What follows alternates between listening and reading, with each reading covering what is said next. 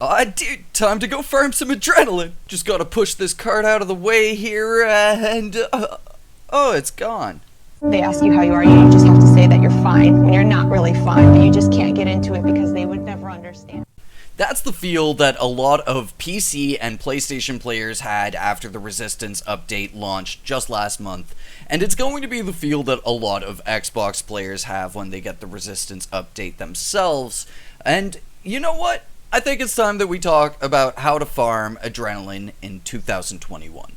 So in the latest update, the developers removed the respawning adrenaline from in behind the staircase at the Biertonet Hotel, as well as a bunch of other respawning adrenaline from across the map. And a lot of people are freaking out about this, but it's really not a problem. There is a tried and true method of farming adrenaline that has worked since the game has launched. So the way adrenaline works in Generation Zero is that if you have no adrenaline in your inventory, you are more likely to find adrenaline when you're going around and looting. It's a thing that happens in a lot of video games, where if you don't have an extra continue, the game will kind of weigh things in your favor to pick up an extra continue. So essentially what the old school method of farming adrenaline is carrying around no adrenaline on your character and having the game constantly go, oh hey, you don't have adrenaline, here you go, here's your first adrenaline. Then you drop that adrenaline and the game will go, oh hey, you don't have any adrenaline, here you go, here's your first adrenaline. And then you can take that adrenaline and drop it off with your stockpile and rinse and repeat in order to farm adrenaline. Now, this isn't anywhere as close to as effective as having a sure spawn, respawning adrenaline and a spot that you can easily fast travel to. But it's probably the next best thing. And really, I kind of prefer this method to farming adrenaline anyway, and have preferred it ever since Alpine Unrest dropped, because this method of farming adrenaline gets you to really go out and move around the world and utilize different locations for farming. Because the glory of this farming method is that you could do it literally wherever you're at. If you're going on a farming run and you're picking up some ammo, just start consistently dropping your adrenaline before you start looting various individual loot boxes, and you'll wind up walking away with way more adrenaline than you could ever use.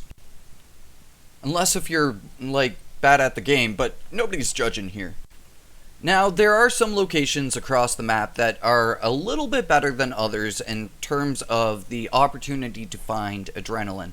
And in my finding, the Biertonet and the bunkers are some of the best locations to go to. Really, between the Biertonet and the bunkers, you'll be set for adrenaline, and you won't really need to go to like cities or farmsteads in order to do any sort of extra farming along the way.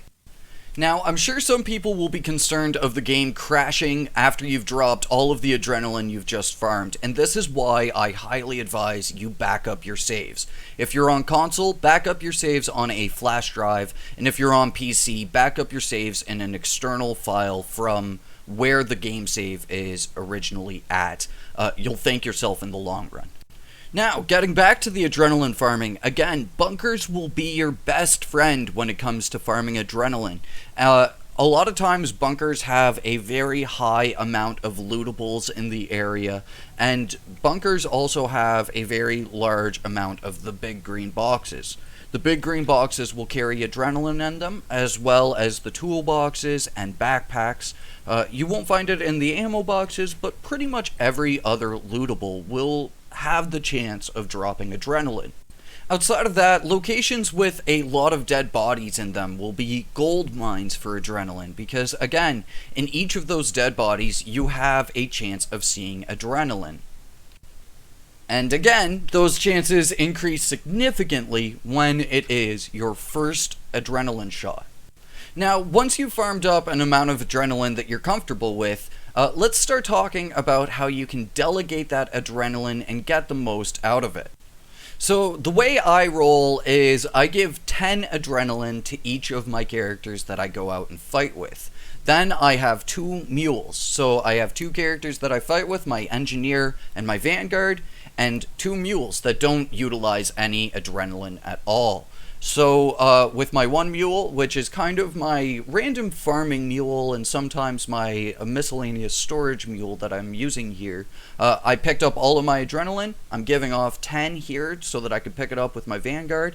And then once I run out of those 10, I will have another 10 that I can hook that Vanguard up with.